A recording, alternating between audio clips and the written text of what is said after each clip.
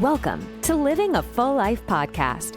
Join us as we explore health topics that encourage raising healthy children, living a healthy life, and living the best life possible. Now, here's your host.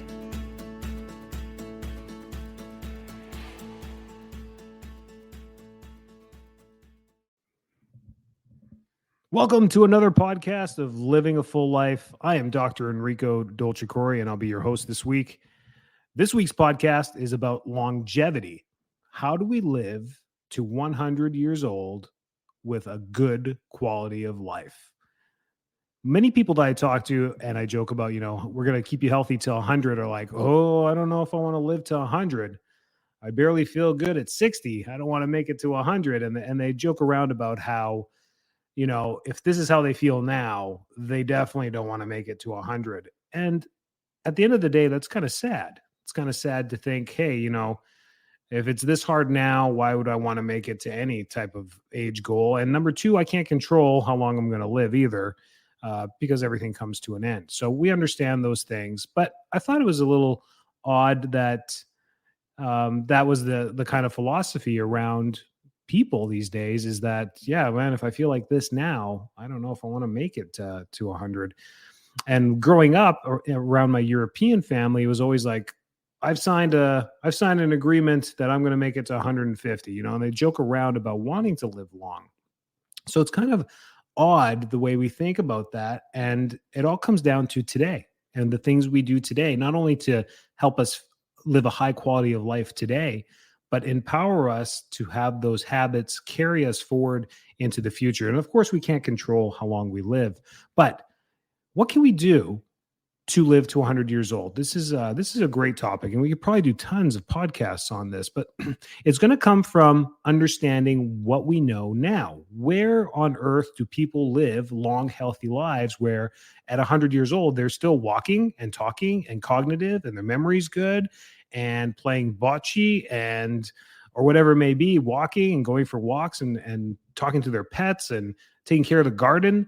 I think those are the things we want to do. And if we thought that way, we'd be like, well, yeah, if I could do all that, I would want to live to 100. What are the things we can do? It's going to be studying the blue zones.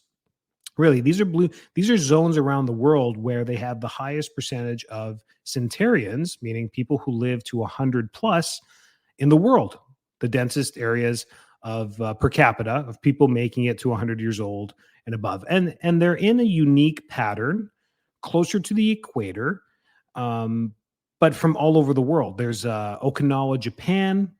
There is Sardinia in Italy, where some of my family's at. There's Nicoya in Costa Rica, Ikara in Greece. That's the other half of my family.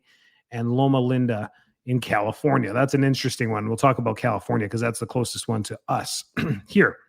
But these blue zones have shown multiple things that these groups of people do throughout their life that may be tied to the reasons why they live so long. But let's go to the basis of life and longevity. And it's about how long you live and how healthy you can make it as well. And genetics play a big role. Let's not forget genetics. We like to handcuff genetics and blame our genetics for where we are today. And we say things like, well, obesity runs in my family, or diabetes runs in my family, or cancer runs in my family. And as a healthcare provider, we look at history to predict things that may happen and to alter lifestyle to prevent those things from happening genetically. And with successful prevention, you can prevent diseases from happening, even though they run genetically in the family. And when we follow families through research and through studies, not everyone in the family gets the same diseases, or some of them may not get any of those diseases. So if genetics were a clear-cut definition of what's going to happen in the future, then there would be no use doing anything. But they're not. We can change our genetics, and we know that now because most of the new university and college courses on genetics is all about epigenetics, the possibility and the how we change gene markers to express the underlying genetic material. Very cool stuff there on longevity. So yes, genetics play a huge role, but even bigger is the lifestyle, how we live our life that can turn genes on and off. Very cool stuff. And I could nerd out about epigenetics. Maybe we should do that someday.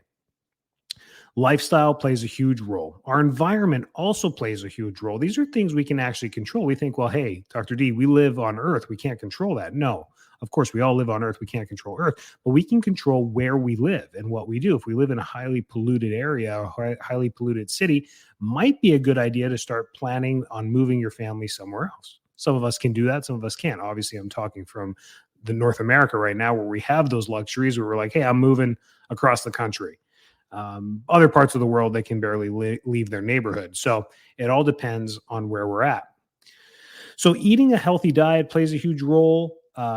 Don't smoke at all, exercise, limiting alcohol, getting enough sleep, and managing stress. The reason why I run through those is because I sound like I'm on repeat with all these podcasts that we do, but let's get into the blue zones. That's the cool part about all this. What are those people doing in Italy, in Costa Rica, in Loma Linda, California? What are they doing in Okinawa that makes such a huge percentage of them live to 100 with such good lifestyles? It's a plant-based diet. This does not mean vegetarianism or veganism.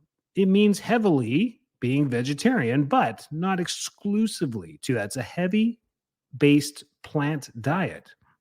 So people in blue zones typically eat a diet that's high in fruits, vegetables, and whole grains. They also eat a small amount of meat and fish. So there you go. No veganism, no vegetarianism in those places. So a lot of those diets seem to show the benefits of that. But when it comes to longevity, the studies actually say meat and fish in small quantities actually play a major role in longevity because there's protein and amino acid branches that you cannot get anywhere else. All right, plant-based diet, it makes up 80+% of their diet. Remember that. Regular physical activity. They all have regular physical activity. And what does this mean? In Costa Rica and Okinawa and Ikara, I'll tell you right now, in Ikara, there's not gyms, there's no Crunch Fitnesses all over on every corner. They don't do that. The Greeks are not going to the gyms, especially on those islands.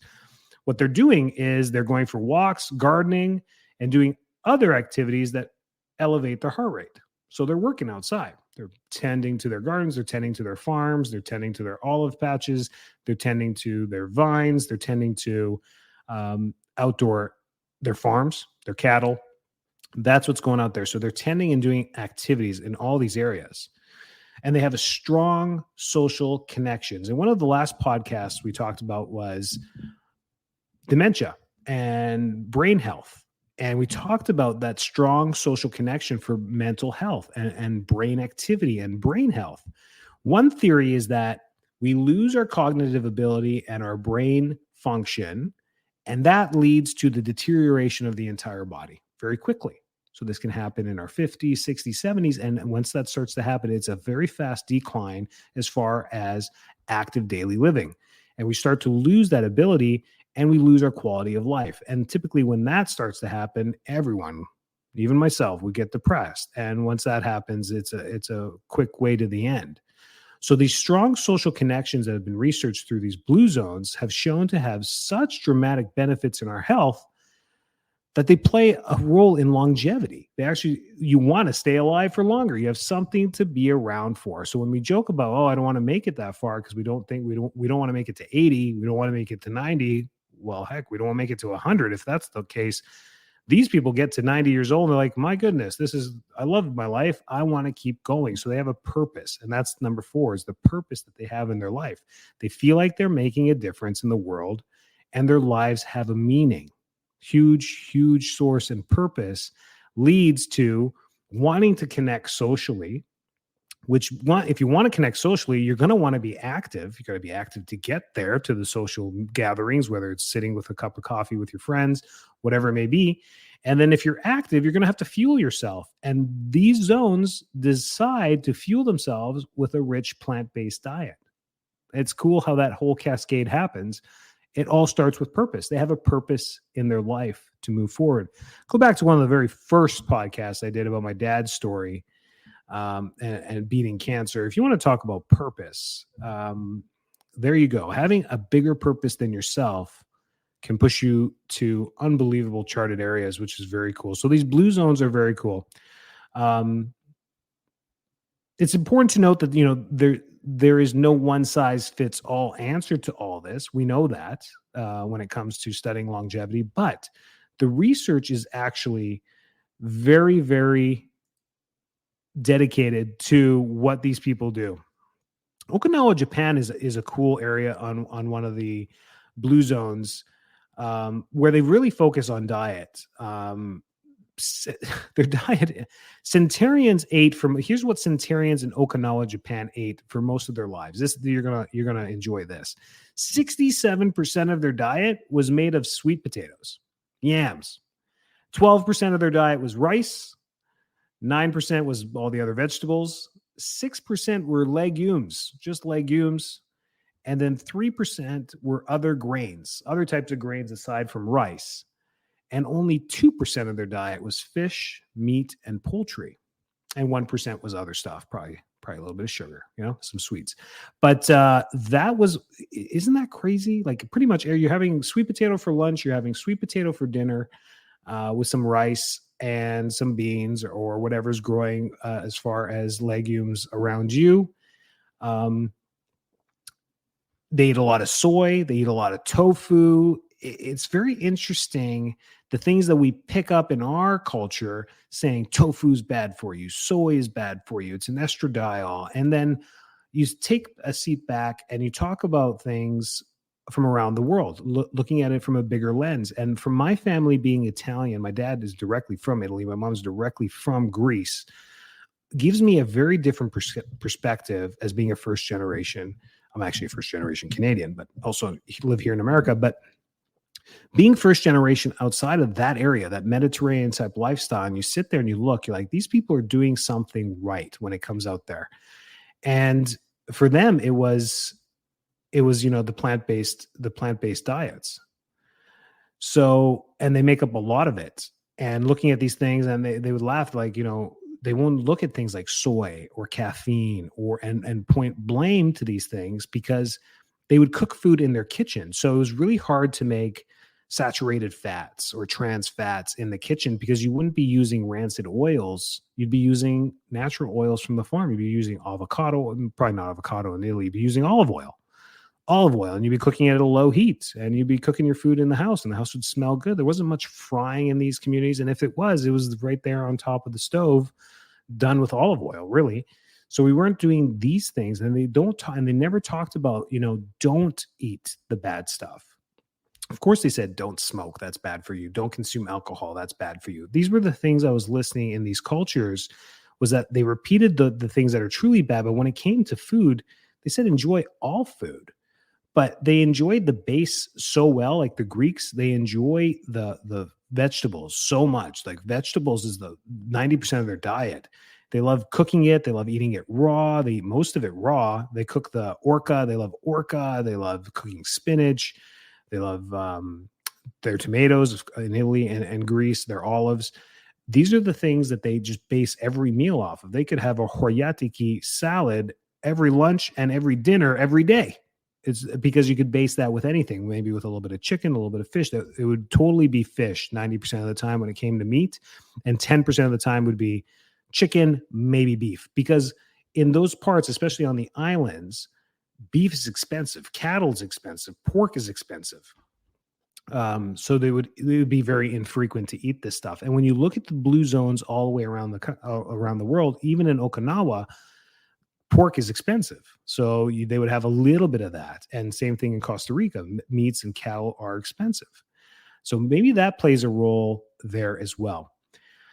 In California, a very different type of group are centurions, and they are the Seventh-day Adventists, believe it or not, who believe in eating a vegetarian diet. They're the only one out of all of those blue zones that do that, but they also play a huge social connections belief that they have to be around people and have good friendships and meaningful relationships with people. That was their base, and they stayed active with them. They would play bocce, they would play lawn darts. They would just be out there in their 90s socializing and having fun. So these are things we can learn from the blue zones and centurions, and what we can do moving forward is really focus on what matters and stop focusing on the blame. Stop focusing on what is bad. We know what is bad. We're past the point of giving advice of, hey, stop smoking. We know that. Stop vaping.